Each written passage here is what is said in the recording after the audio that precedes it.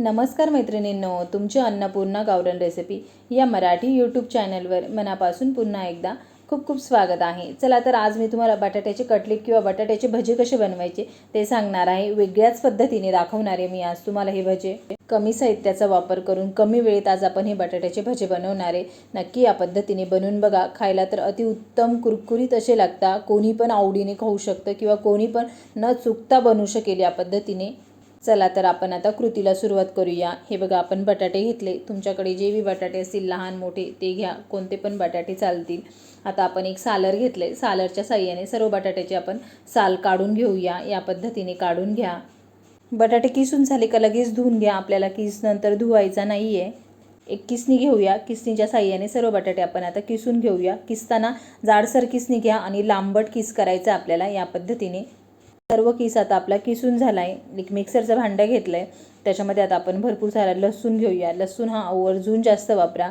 जिरं घालूया व याचं वाटण करून घेऊया। किसलेल्या बटाट्यामध्ये जे बी वाटण करून घेतले ते सर्व वाटण घालूया। भरपूर सारी कोथिंबीर घालूया, लाल मिरची पावडर घालूया, चवीनुसार मीठ घालूया। त्याला आधी मीठ मिरचीला व्यवस्थित मिक्स करून घ्यायचं आहे। या पद्धतीने मिक्स करून घ्या। मिक्स करून झाल्यानंतर त्याच्यामध्ये आता आपल्याला 1 वाटी इतका मैदा घालायचा आहे। याच्यामध्ये आपण फक्त मैद्याचा वापर करणार आहे, बेसन पिठाचा आपल्याला वापर करायचा नाही। आज मी तुम्हाला हे मैद्याचे भजी किंवा मैद्याचे कटलेट कसे बनवायचे ते सांगणार आहे। मैद्याला या पद्धतीने व्यवस्थित मिक्स करून घ्या। मिक्स करून झाल्यानंतर एकीकडे तेल गरम होण्यासाठी ठेवले।